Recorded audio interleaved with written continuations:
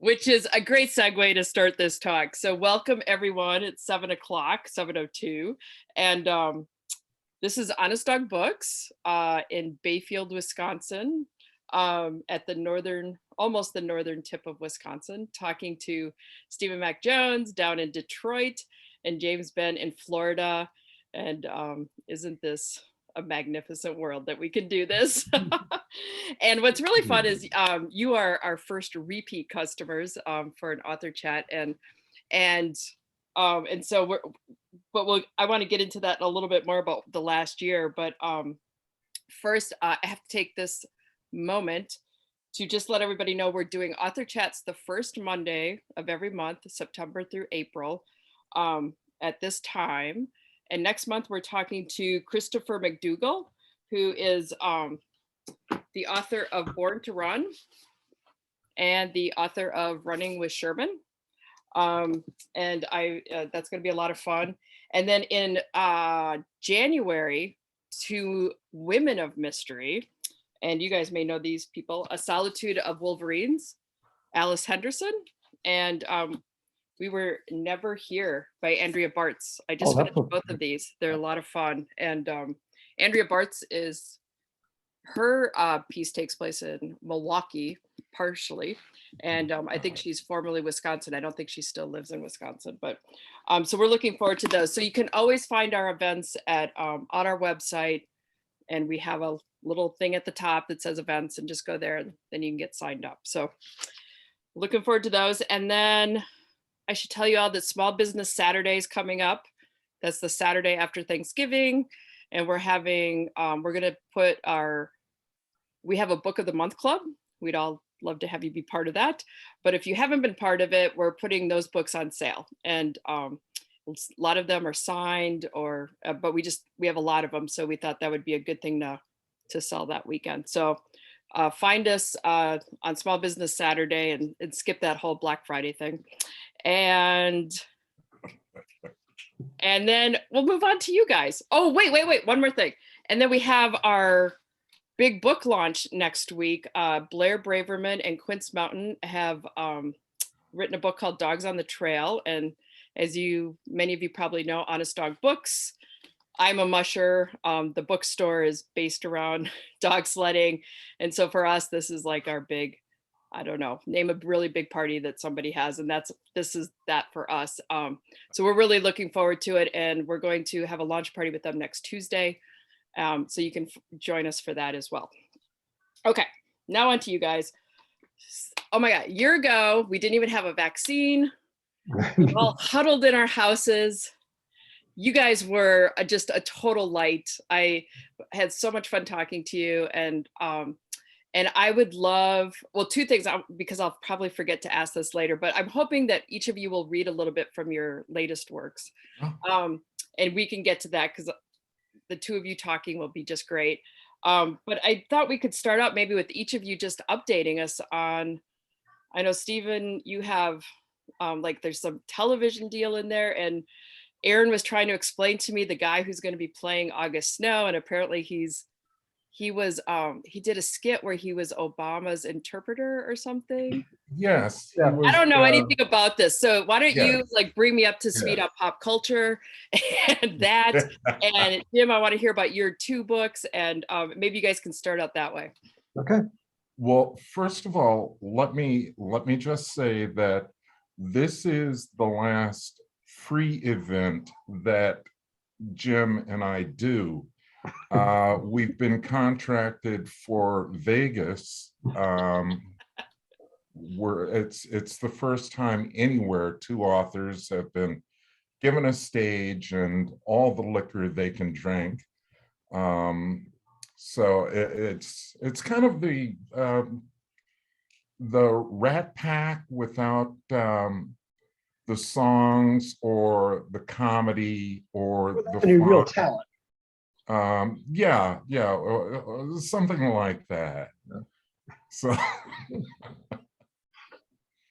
well, I'd like to start by saying it's always good to see you, Jim, and it's always wonderful to be at Honest Dog Books. You guys are great.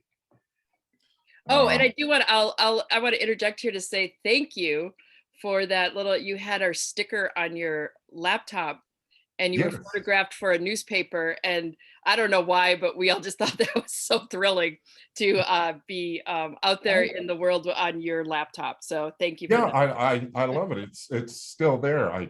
Yeah, exactly. So where to start? Jim, how's the writing life treating you?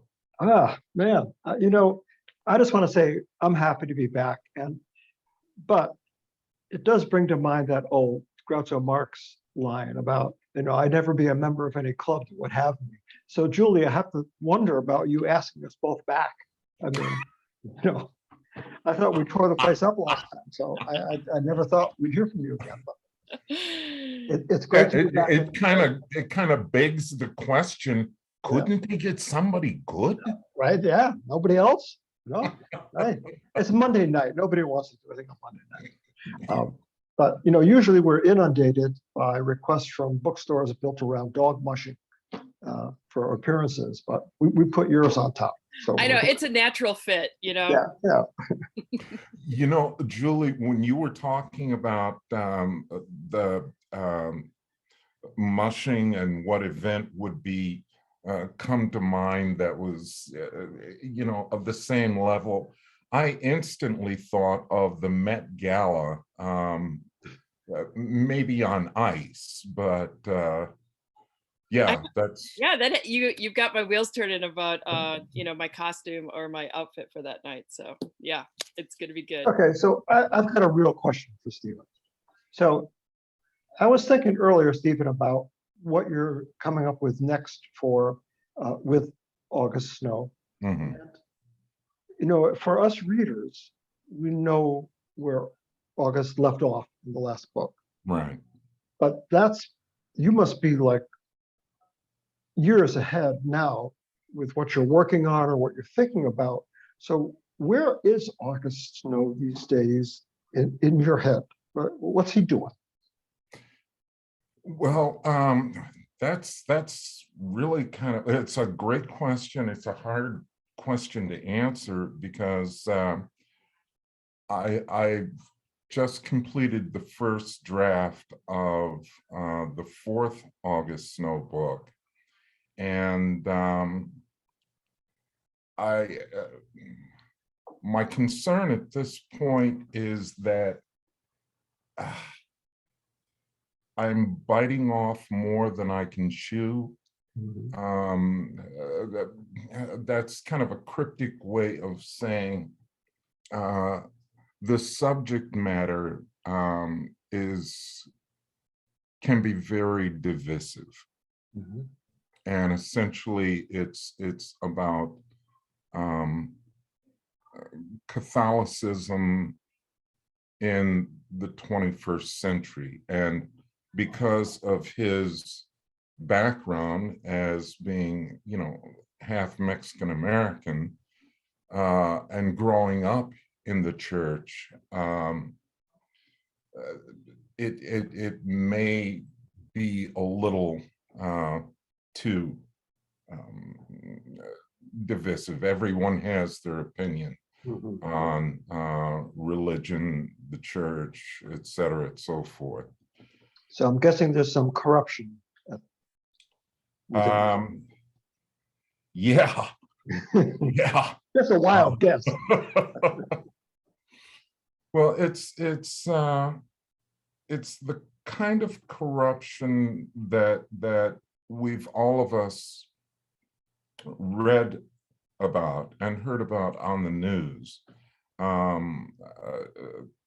Rotten priests, rotten nuns, people who should not be anywhere near children or women. And this causes great anxiety for August.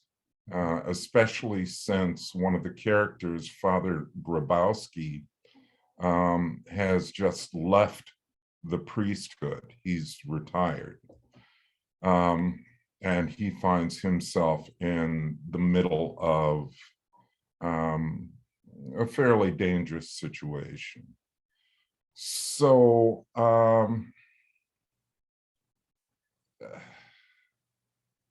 you know, what's writing without taking a risk? It's we'll see how this one works out. I may be I may be dividing readers on it. I don't know. I don't know. All I know is that I have to write it, and that's the challenge right now. So, Okay, so for you, first draft, how much work does it need? I mean, are you someone that just puts anything out, rewrites a lot, or? first draft for me means okay, it's somebody like I've given myself a comic book that's uncolored and said, okay, take this and turn it into War and Peace. So, you know, I don't start feeling comfortable until a third draft. You on the other hand, you're extraordinarily prolific. You know, I imagine you walking down the beach with like one of those accordion strapped shoulder straps, but it's got a laptop on it. And you're just strolling down the beach, you know, writing your next book. You're amazing. Thank you. I have to admit, I don't understand the concept of drafts because as I'm writing, I go back over and layer things in. Yeah. Well, I could never say this is a draft. This is draft one. Now this is draft two. It's sort of an ongoing process, and I think of it like in painting, you use a palette knife, and you get the broad strokes down, and you go back and you use the fine brush to put the details in.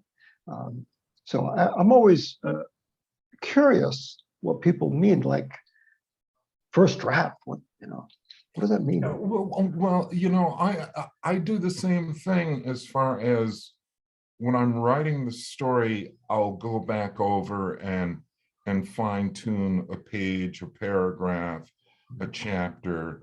I'll go to sleep at night and wake up 2 hours earlier or 2 hours later going, that's the word I should have used instead of this word. So yeah, it's kind of like using the painter analogy. I'm Mondrian hoping to be Michelangelo. You know. Yeah, I hope that doesn't sound pretentious. Like he knows. Oh, it did, Stephen. No, it did, definitely. What a doofus. Hey, since we're talking, Jim, could you answer this question that Erin asked before she left the store tonight? But she wanted to know how you found out about the Night Witches, and because that is super interesting, of course, too. Yeah. We have a badass women section, and we also have I'm going to do a little plug for this book that is not yours, but it's called The Rejected Princesses, and they have a whole section on the Night Witches. Oh, really? And it's really it looks like maybe like it could be a young adult or children's book, but it's actually a very adult book, and it really is short chapters on kind of badass women throughout history. Mhm. But anyway, we knew about them because of this book. Oh, wow. But how did you find out about them, or Well, I stumbled across it because naturally, well, this book, I don't have the book, I only have a postcard with Road of Bones, is set in the Soviet Union during World War II. So naturally, I had to do some research. And I was reading about the Soviet Air Force because they come into play in this book. These are set on air bases in the Ukraine. And all of a sudden, I start reading about the 21st Taman Guards Regiment, Bomber Regiment, which is all women. And the Night Witches were one group within three regiments of women pilots and bomber crews. And what really struck me first was that these units were entirely made up of women. The ground crew, the cooks, the mechanics, the commanders, they were all women. It was the only all-female combat unit that I've run across anywhere. So they had a bomber unit, fighter plane unit, and the Night Witches, and they flew these antiquated biplanes that had been crop dusters and harassed the Germans at night. And they were called Night Witches because their tactic would be to fly low, cut their engines, glide in, drop the bombs, and the sound that the struts made, the wire struts between the wings, sounded to the Germans like a broom swishing in the night. So they called them Nachthexen, Night Witches. And it wasn't a term of honor. They hated them because they could strike without warning. And so as soon as I stumbled across that, I said, they have to be in this book. This is and then I began to find books like you have, that their story had been told, but never in a real comprehensive manner. Garth Ennis, who does graphic novels, did a great graphic novel about the Night Witches. But it was an honor to put them in the book because they really were badass. And they got started because this one woman pilot went to Stalin himself and said, "You ought to let us fight." And he said, "Okay."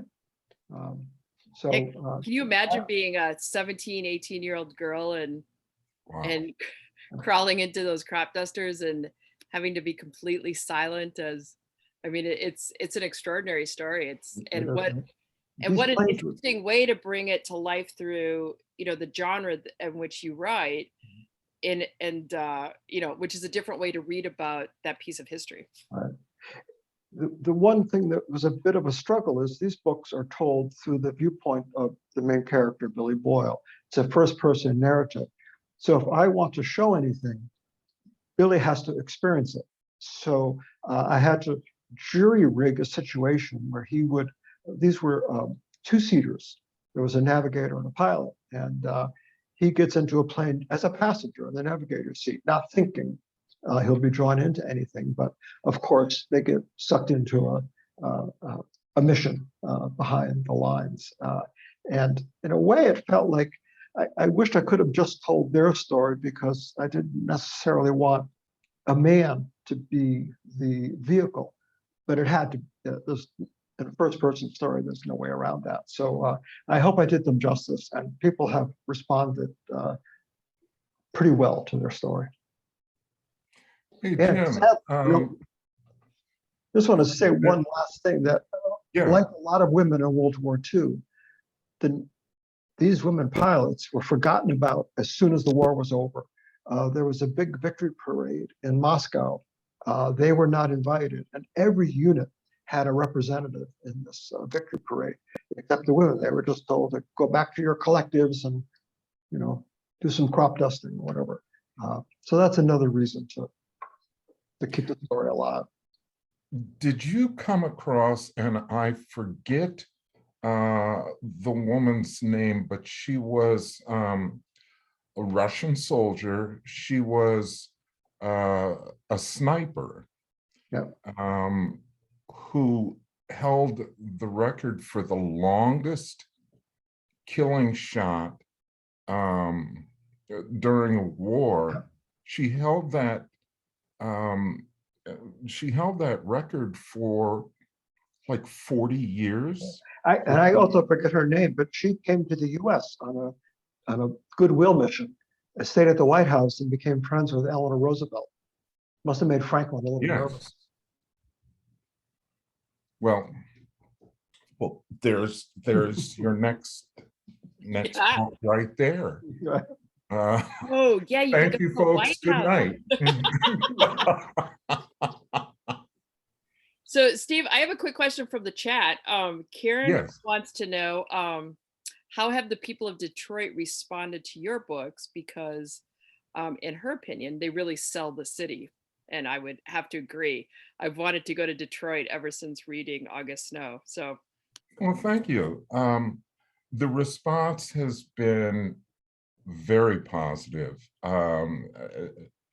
It's been surprising because it's been surprising in an extraordinarily positive way, but it's also presented some problems.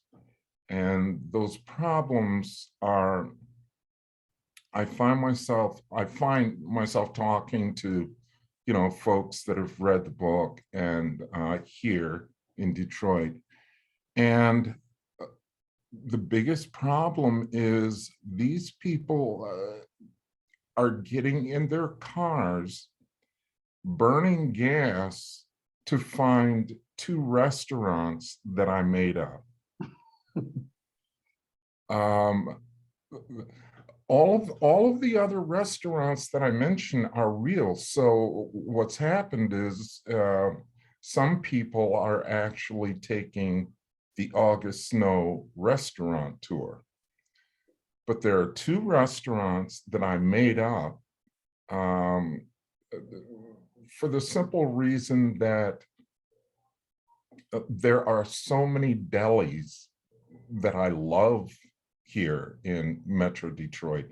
I couldn't think of just one to say, yeah, that's the deli you need to go to, because they're all good.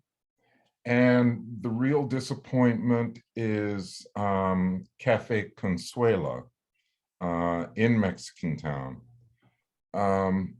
That is a fictional restaurant based on restaurants that you can find in Mexican Town that are, the mom and pop shops. They don't accept credit cards. It's always cash. The young lady is cooking with her abuela in the kitchen.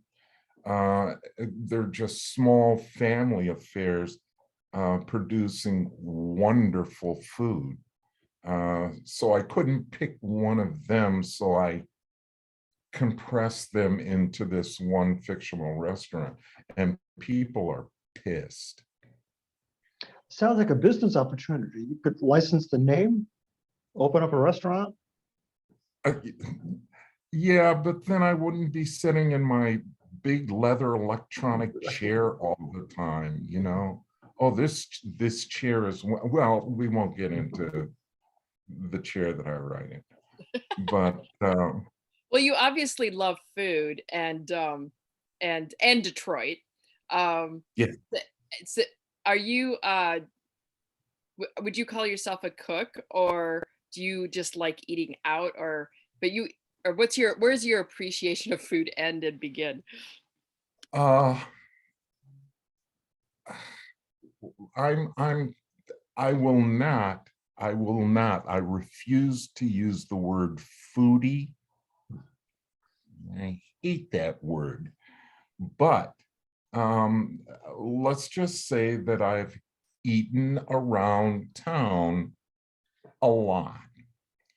I'm not a bad cook. I just don't cook that often, but I do make a wonderful sweet basil rigatoni, which I will email to you and you can share it with the world. No secret ingredients, but it's delicious. It's just delicious. So I guess the short answer is there are probably 4 restaurants left in the world that I haven't eaten at, and that's probably because I can't afford them.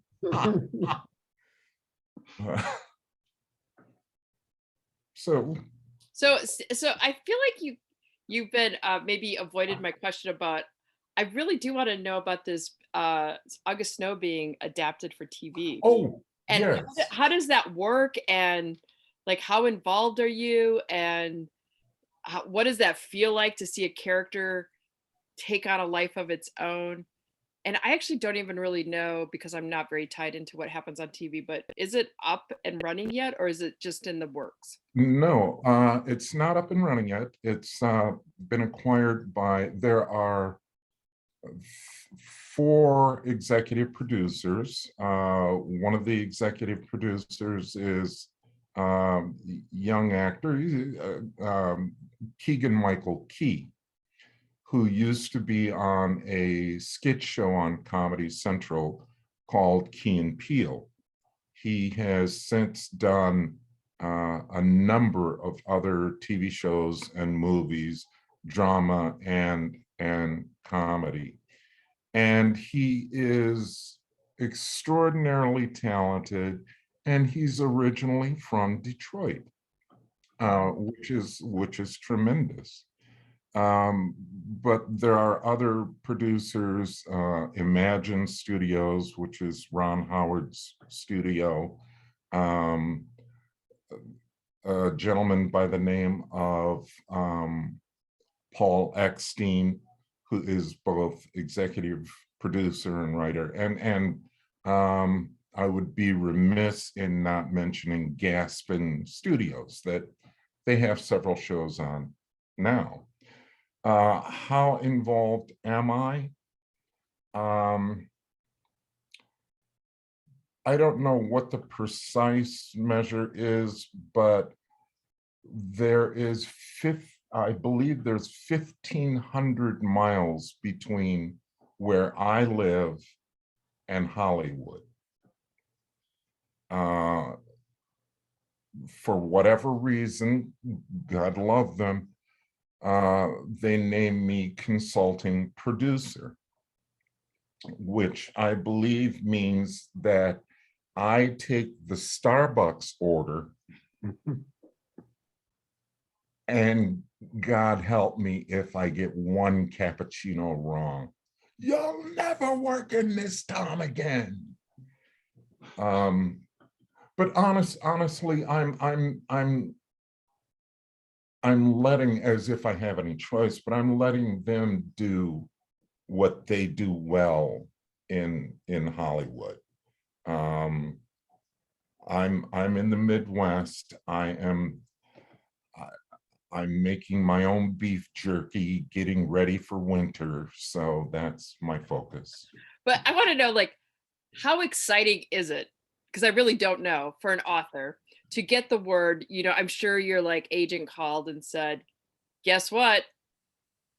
August Snow is picked up for TV. And I don't know if that financially is a boom or if it's more like, so how, like, was that an exciting? I will say, financially, it's a wonderful thing. And as far as, I don't know about any other writer that gets that call. For me, it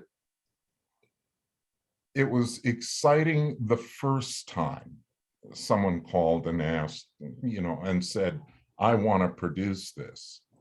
And I had a conversation with a producer that I never thought in my lifetime that I would ever speak with. And I spoke with this producer once, I spoke with this producer twice, I spoke with him 3 times, and then never heard from this producer again. And I guess something happened to Harvey Weinstein that he couldn't call back. Yeah, I wonder. Yeah. So that was really my first experience, and being a Midwesterner, you're kind of taught to moderate your dreams and aspirations. This is a wonderful thing. I'm very glad for it. But my basement flooded the other day, so I'm still walking around with a shop vac.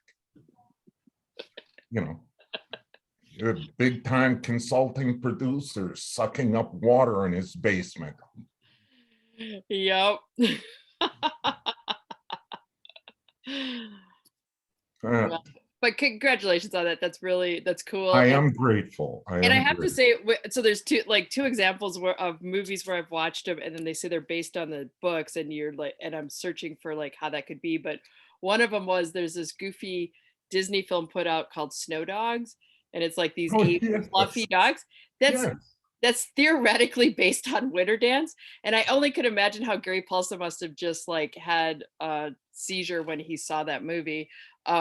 And another was Legend of the Fall, which we'd watched the other nights, which is based on Jim Harrison's Jim Harrison, right? novella, which had a slight resemblance to the story. So I mean, I don't know, like it seems like you're very low key about this, like you're gonna let him go and he's gonna become who he becomes on TV. Yeah, you know, Jim Harrison is a great example of somebody who had, you know, their stories adapted to movies, and he essentially said, the best thing that happened was it gave me more money to buy wine. That was Jim Harrison. Yeah. Yeah, you got to say that with like one eye shut. And... Yes, right. But you know, this is a question that I've asked Jim before, and I think it bears repeating, Jim. That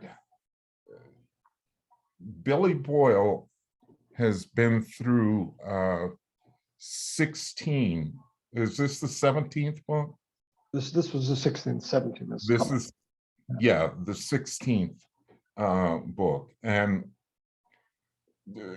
some folks might say, well, gosh, the war only lasted for, you know, 4.5, 5 years.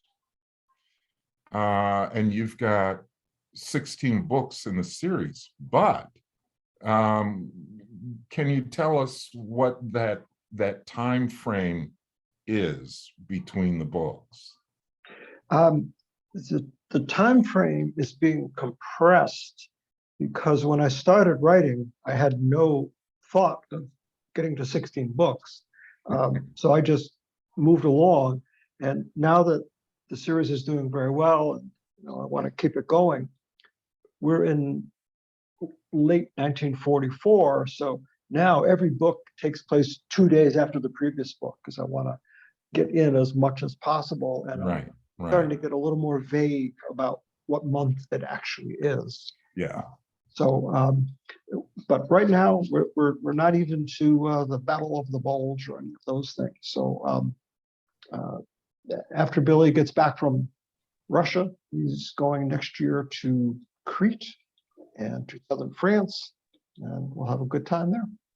Wow. Well, and Jim, I would think like they're like, whatever the time frame, whether it's 2 days or 3 days, there's so many stories. And yeah, I mean, yeah. and you just brought up, you know, just even with the Russian story that there, you know, there's different countries and different, and just every, I mean, I can't, like, I think about that all the time with historical fiction or just history, is that there's so many stories we all still need to tell.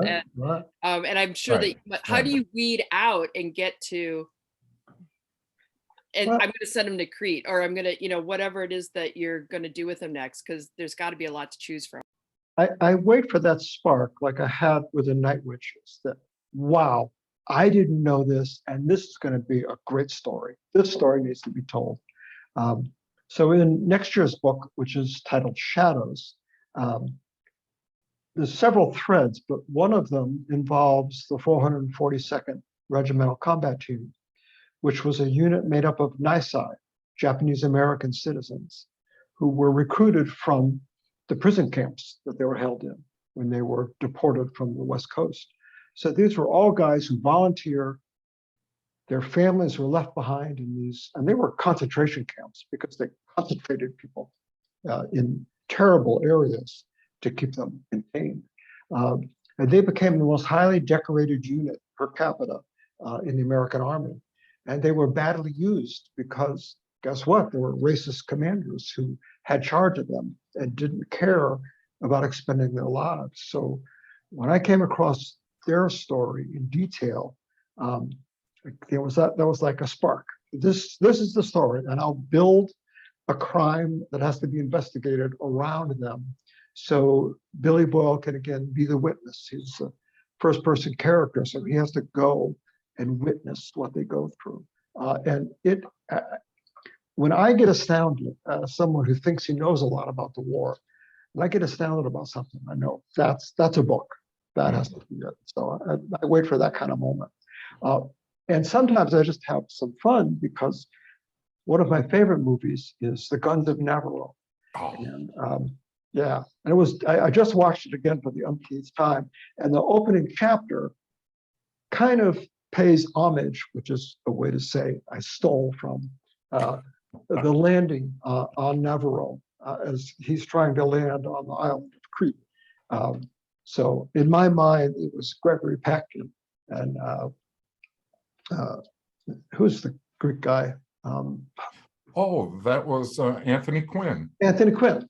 So they're all in the boat. So it was just a fun way to introduce the story and have them get in a lot of trouble behind the lines on an island in the Mediterranean. But so sometimes it's just things I want to explore for fun, and others are that aha moment. When they give him scopolamine, he won't know what they're saying.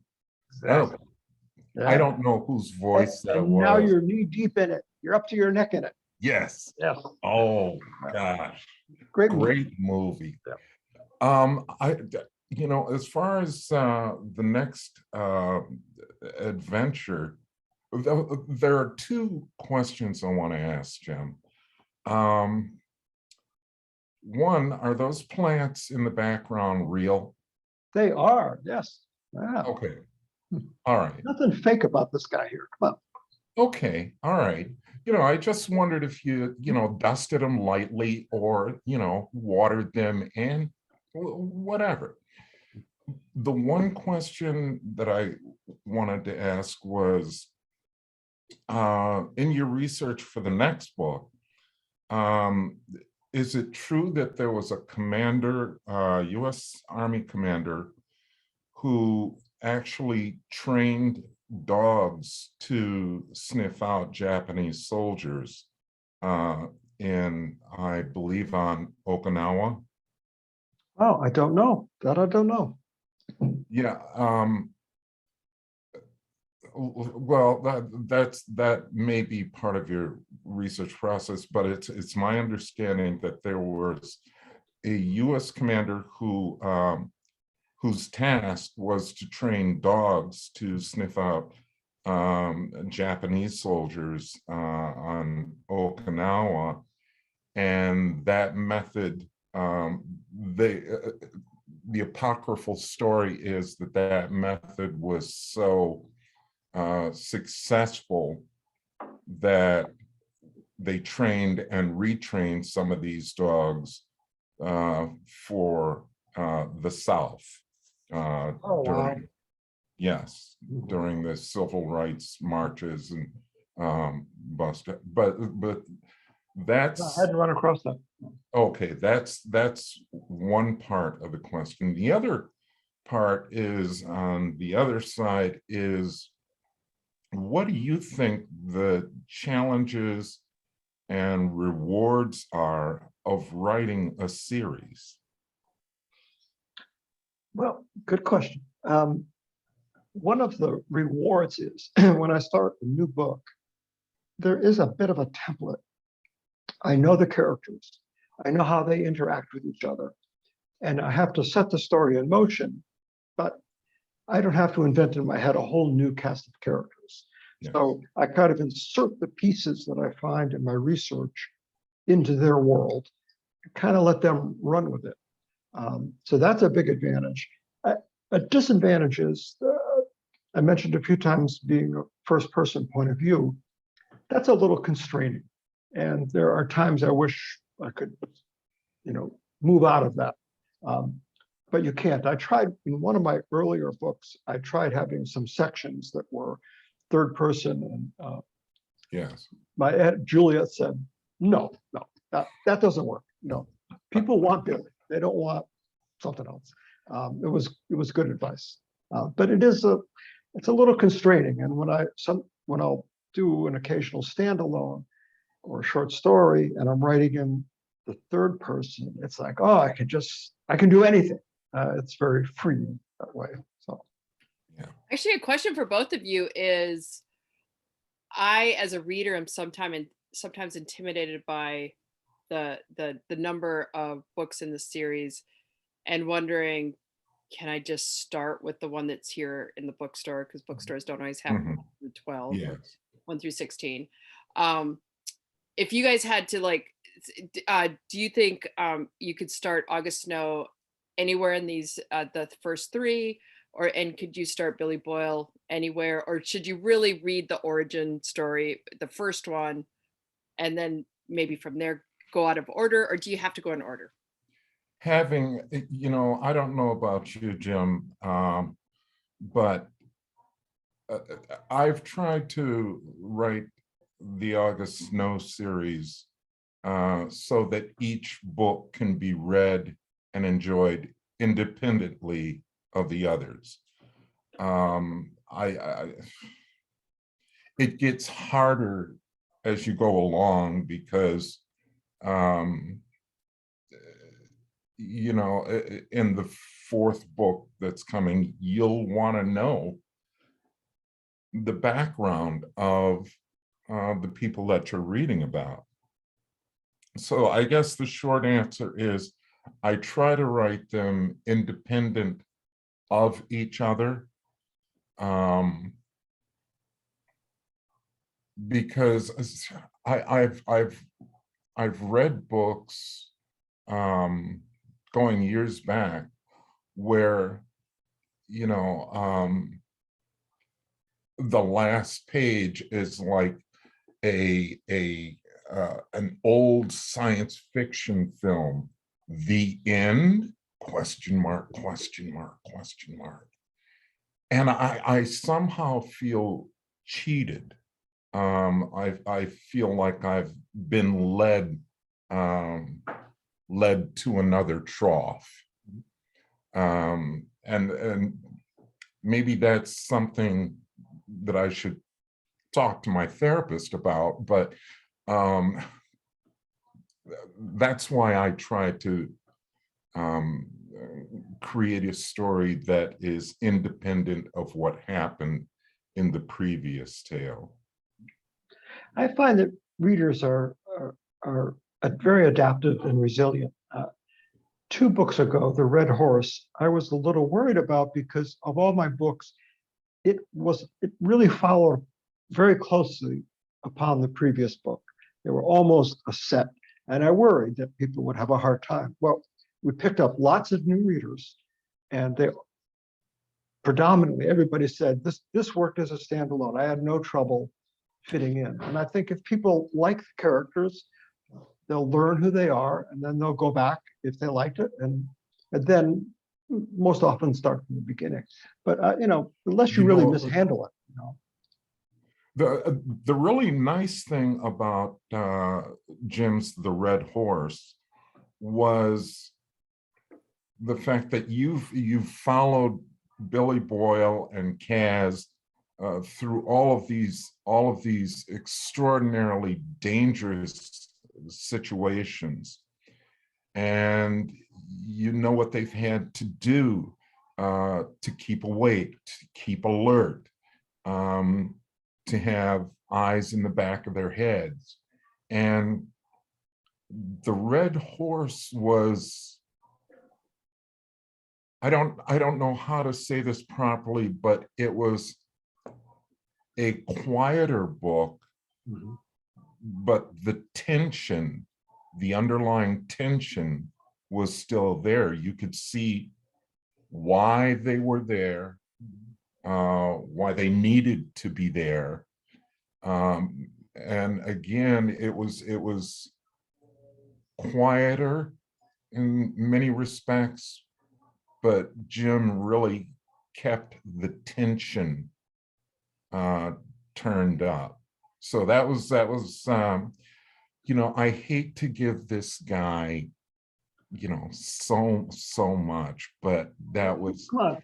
that was brilliant. Oh, That thank was brilliant. Thank you mentioned before about the problems with the series. One of them, you touched on one of them there.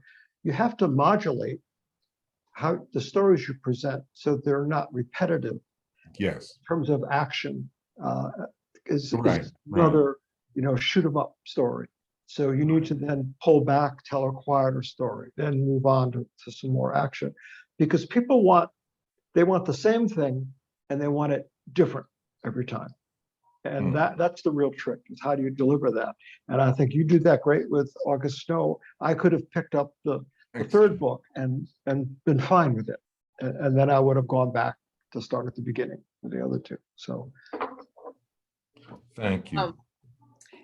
I do want to go back to the recipe that you mentioned, because our chat just lit up with the recipe, and our Claire, who works in the works in our bookstore, is in charge of our newsletter, and she said she will include it in our next e-newsletter. So if anyone in the chat is not getting our e-newsletters, please put your email in there, and in the upcoming newsletter, Claire will include it once Steve sends it to us. And if there is a Billy Boyle recipe, we will include that as well. bam. And if if Steve has any like top 3 restaurants or something you would suggest for Detroit, we will include that as well.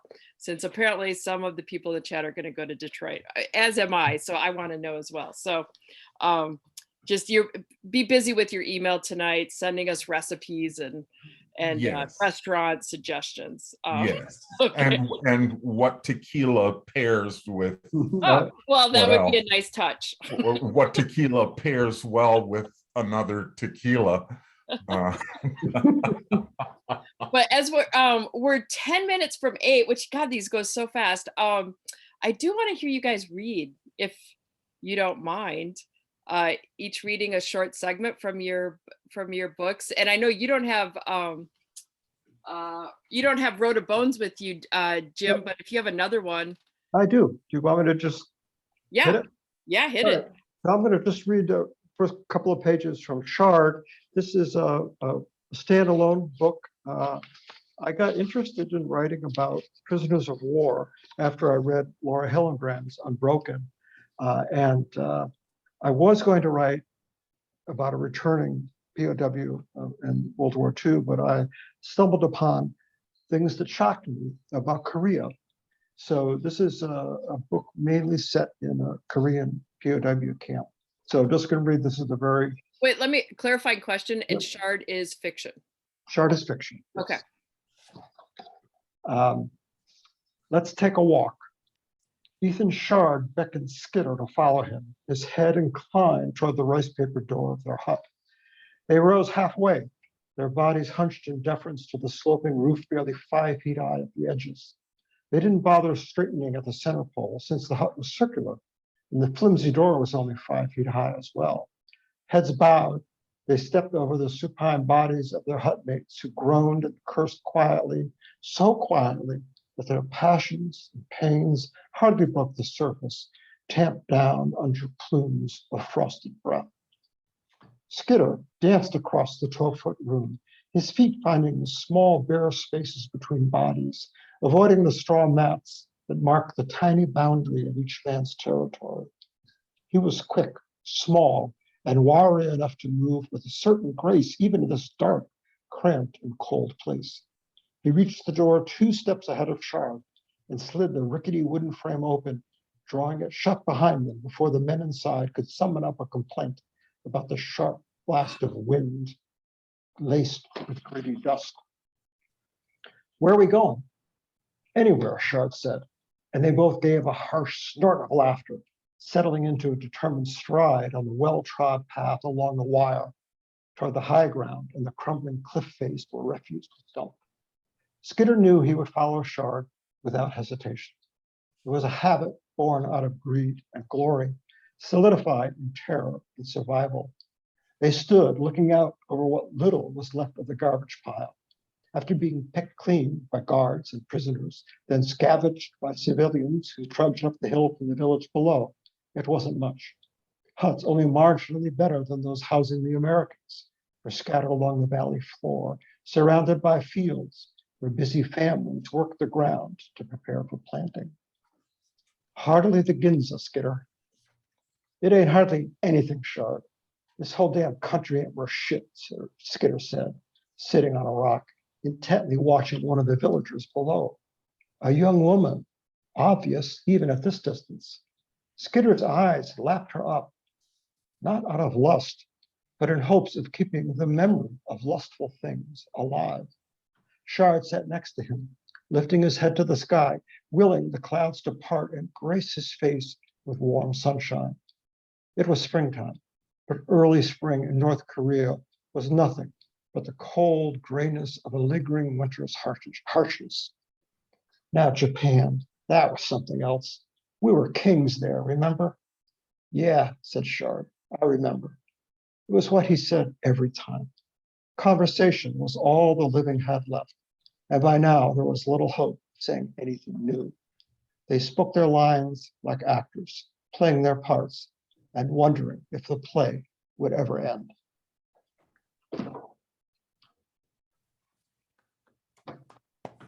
Thank you. Thank you. That was great. And I put a link to that to Shard in the chat box. So, and also Laura Hildebrand, one of my all-time favorite, Seabiscuit and Unbroken, both beautifully written, and her intense research. I mean, she writes a book every 10 years. Incredible. She's magnificent. Yeah. All right, Steve, your turn.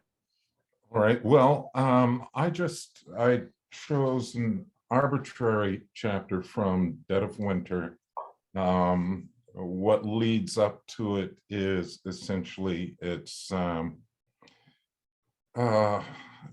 obviously it's winter in Michigan, which is cruel enough.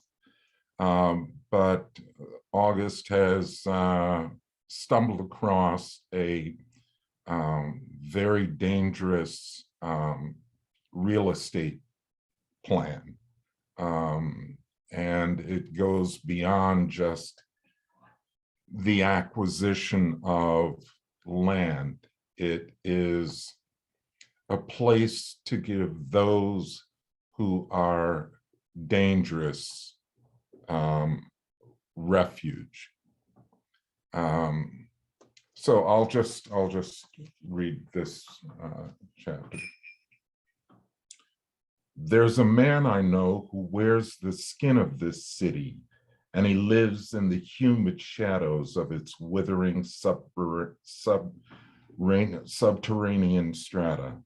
He is listening, always listening, taking 4-dimensional mental notes, breathing when he needs to, holding his breath when he has to. His name, or rather one of the names I've known him by, is Sweets. Sweets is one of a number of itinerant intelligence operatives working the streets of Detroit.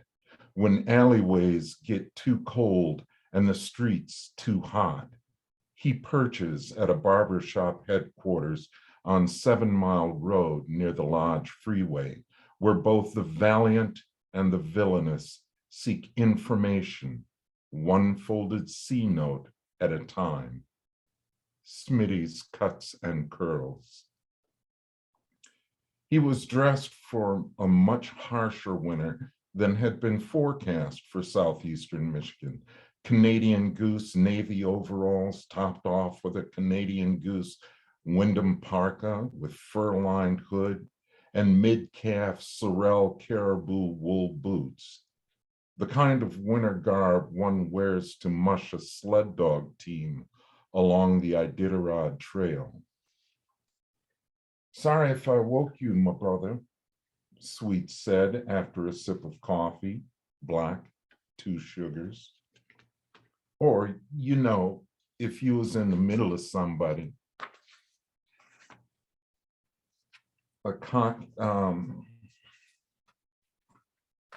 Sorry. No problem, I said. Since when do you make house calls? Since I'm on my way out of town, Sweet said, for good, retired. Comax, British Columbia, I said, in the middle of winter. Best time to get to know a place, Sweet said, stirring his coffee with a thumb, then sucking the coffee from it. Plus, Comax don't hardly get the winters Michigan gets hammered with. I'm just dressed for the drive, man.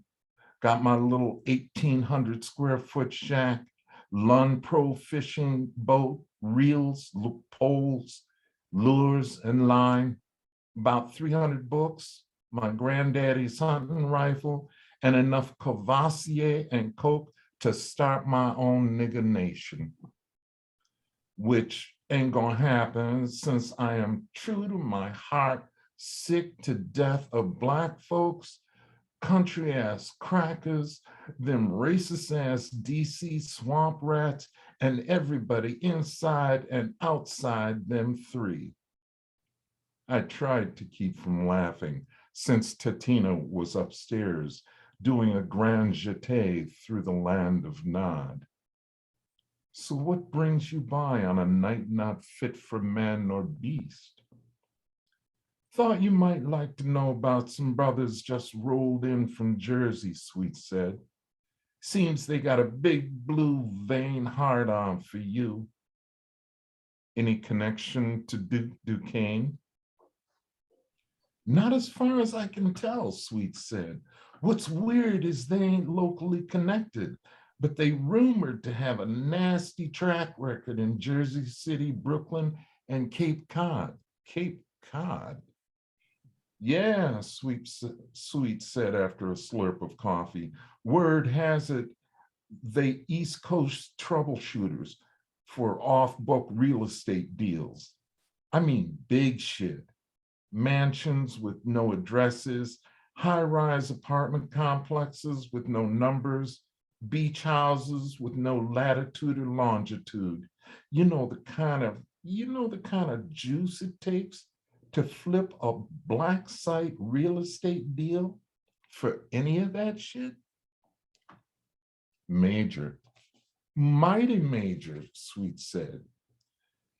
You got to butter everybody's bread on that one. Tax rolls, politicos, police power, and water hookups, inspectors, even the goddamn US mail. Hello, Tatina on the staircase. Sweets didn't know who to gawk at, me or the beautiful woman with the long caramel brown legs. She was wearing one of my Wayne State University t-shirts. Sweet settled on staring at Tatina. Who could blame him? He rose awkwardly from his stool at my kitchen island and said, ma'am? Sorry if we woke you, I said. You didn't, she said, descending the steps with the same elan as Venus displayed emerging from her clamshell. She took a seat next to a mesmerized Sweet. I turned and you weren't there. You can close your mouth now, Sweets, I said. Your name is Sweets, Tatina said. Yes, ma'am, Sweet said. At least that's what some folks call me. Nice to meet you, Sweets, Tatina said, shaking Sweet's hands. You two are friends?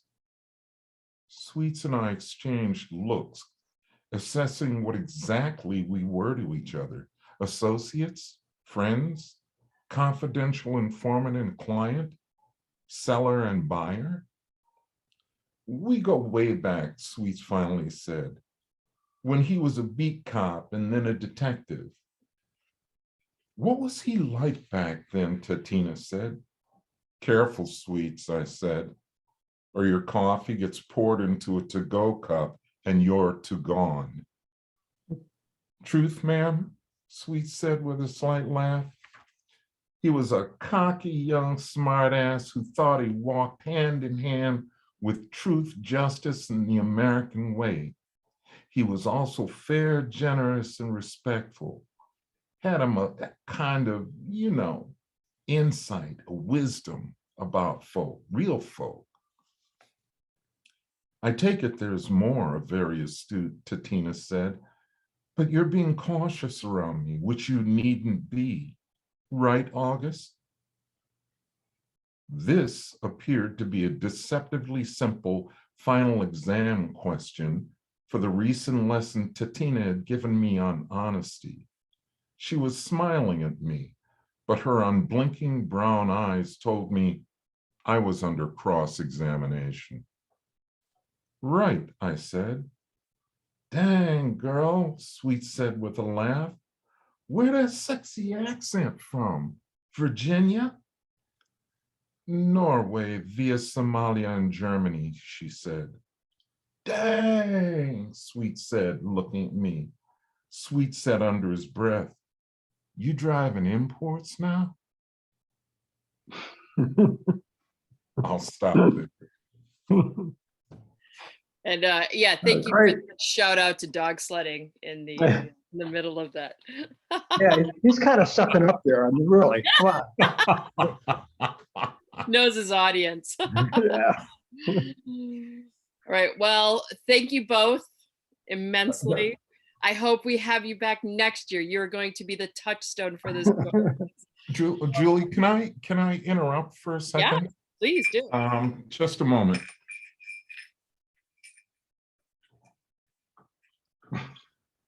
I'd like to say right now, if you don't mind, that to everybody that's tuned in to listen to us, visit Honest Dog Books. The holiday season is coming. There's nothing like a great book, right, Jim?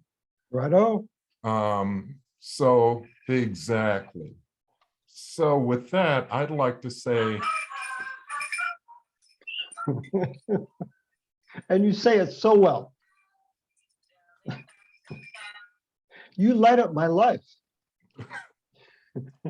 thanks, folks. We appreciate the shout out. Thank you Shop very local, much. shop indie, shop early, and And support shop local. Thank you. Good night. Good night. Good night. Send recipes. Yes, absolutely. All right. See you, Jim. Cheers up.